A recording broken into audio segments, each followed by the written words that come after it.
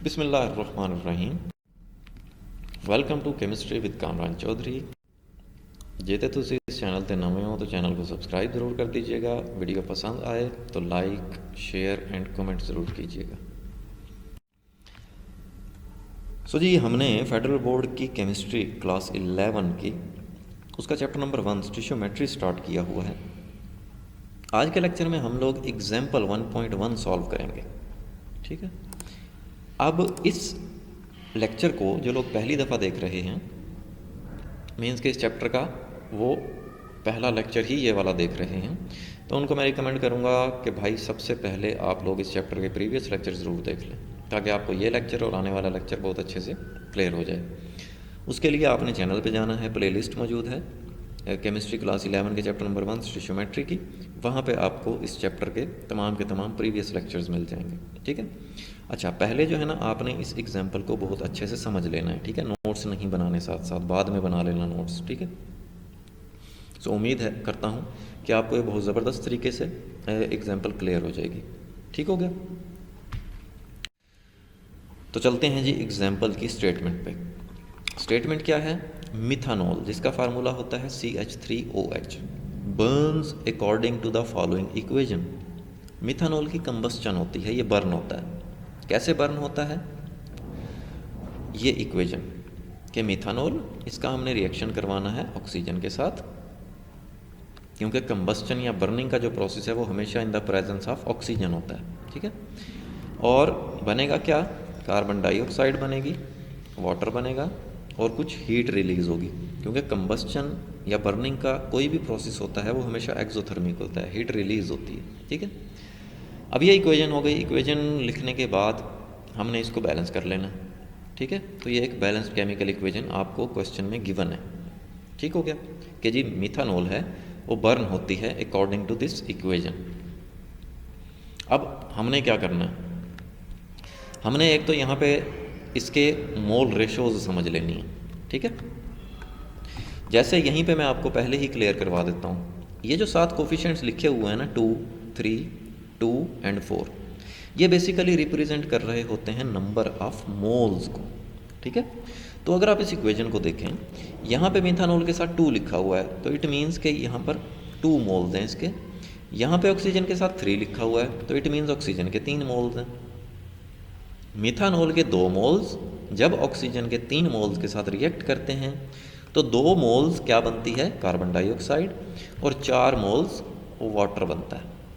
ठीक हो गया, तो ये इक्वेशन की आपको समझ आ गई।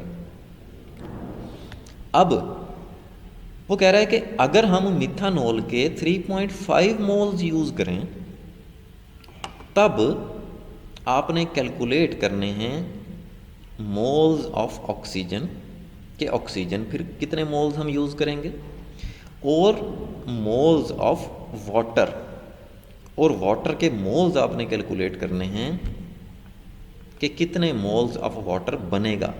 ठीक है, जैसे देखो इक्वेशन यहाँ पे आपको ये बता रही है कि 2 मोल्स मिथानॉल के जब आप लेते हो तो ऑक्सीजन के कितने मोल्स लेने पड़ेंगे? आपको 3 मोल्स लेने पड़ेंगे।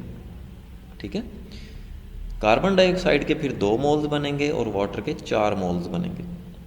ठीक, तो ये तो आपको इक्वेशन से इन्फॉर्मेशन मिल रही है, लेकिन वो कह रहा है हमने मिथानॉल के 2 मोल्स नहीं लेने हैं, हमने मिथानॉल के कितने मोल्स लेने हैं? 3.5 मोल्स लेने हैं।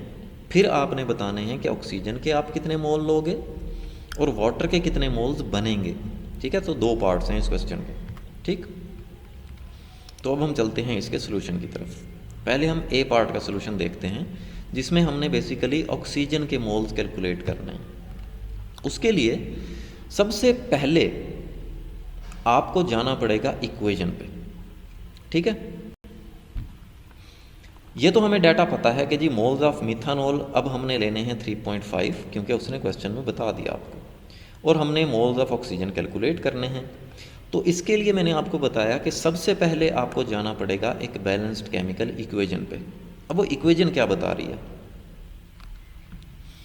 इक्वेशन आपको कुछ इन्फॉर्मेशन दे रही है। ठीक है, अब उसको आपने रेशो की फॉर्म में लिखना है। कैसे? कि देखो सबसे पहले उस सब्सटेंस को लिखेंगे जिसके आपको मोल्स पता हैं। जैसे हमें यहाँ पे मिथानॉल के मोल्स पता हैं, तो हमने यहाँ पे मिथानॉल ले लिया। कैलकुलेट किस सब्सटेंस के मोल्स करने हैं? ऑक्सीजन के, तो आगे रेशो लगा के आप ऑक्सीजन को ले लोगे। ठीक है। अब इक्वेशन आपको ये बता रही है कि जब मिथानॉल के 2 मोल्स हैं, ठीक है, मिथानॉल के कितने मोल्स हैं? 2 मोल्स हैं। ऑक्सीजन के कितने मोल्स हैं? 3 मोल्स यूज़ करते हो जब आप मिथानॉल के 2 मोल्स ले रहे हो। ठीक हो गया। अब आपने करना क्या है? अब आपने 2 मोल्स नहीं लेने मिथानॉल के, आपने 3.5 मोल्स लेने हैं मिथानॉल के, और फिर आपने ऑक्सीजन के मोल्स कैलकुलेट करने हैं कि भाई फिर ऑक्सीजन के हम कितने मोल्स यूज़ करेंगे। ठीक है। जैसे अभी आपने देखा कि मिथानॉल के 2 मोल जब आप यूज़ करते हो तो ऑक्सीजन के 3 मोल्स यूज़ करने पड़ते हैं। ठीक है।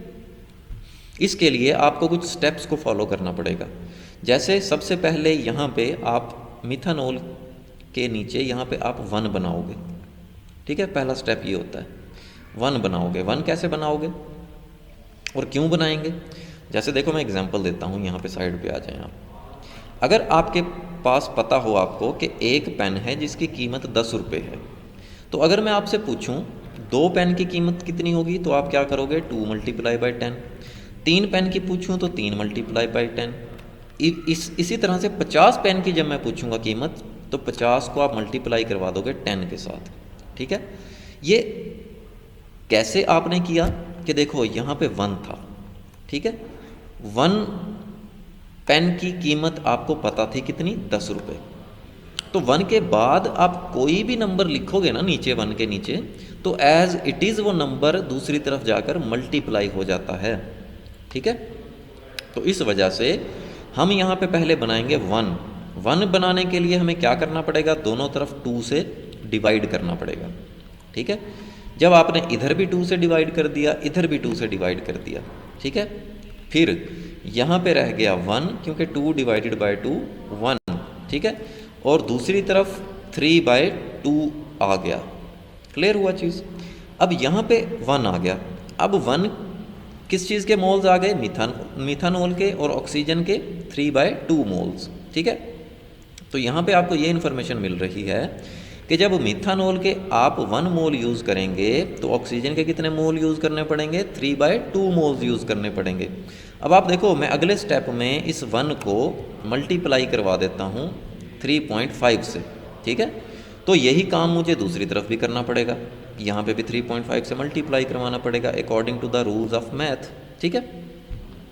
तो इस यहाँ पे आंसर क्या आ जाएगा? यहाँ पे आ जाएगा 3.5 मोल्स ऑफ मिथानॉल। ठीक है। और इधर आंसर क्या आ जाएगा?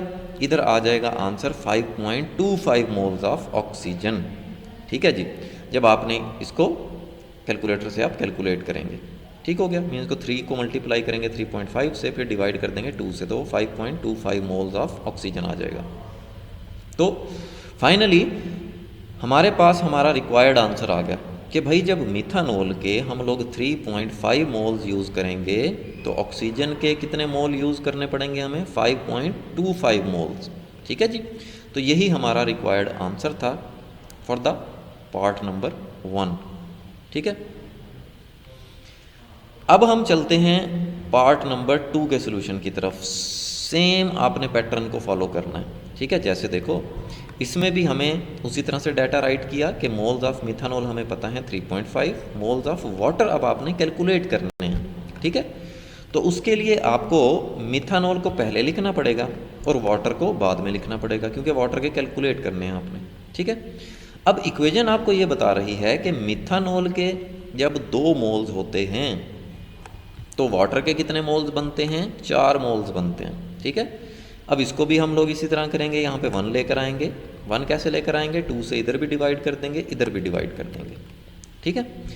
तो जी 2 / 2 इधर आ गया 1, और इधर 4 / 2 इधर आ गया 2। ठीक है। अब आप देखो यहाँ से आपको ये इन्फॉर्मेशन मिल रही है कि अगर आप मिथानॉल का 1 मोल यूज़ करते हैं तो वाटर के कितने मोल प्रोड्यूस होंगे? 2 मोल प्रोड्यूस होंगे। ठीक है। हमने 1 मोल नहीं लेना मिथानॉल का, हमने कितना लेना है? 3.5। तो 3.5 को मैं इधर भी मल्टीप्लाई करवा देता हूँ। ठीक है, और उधर भी मल्टीप्लाई करवा देता हूँ, ठीक है, ताकि ओवरऑल इक्वेशन को कोई फ़र्क ना पड़े। तो फिर इधर आ गए 3.5 मोल्स ऑफ मिथानॉल और इधर आ गए 7 मोल्स ऑफ H2O वाटर, ठीक है। तो यहाँ पे फाइनली हमारा आंसर आ गया कि जब आप मिथानॉल के 3.5 मोल्स यूज़ करोगे तो वाटर के कितने मोल्स प्रोड्यूस होंगे, 7 मोल्स प्रोड्यूस होंगे। यही हमारा रिक्वायर्ड आंसर था फॉर द पार्ट बी, ठीक है जी।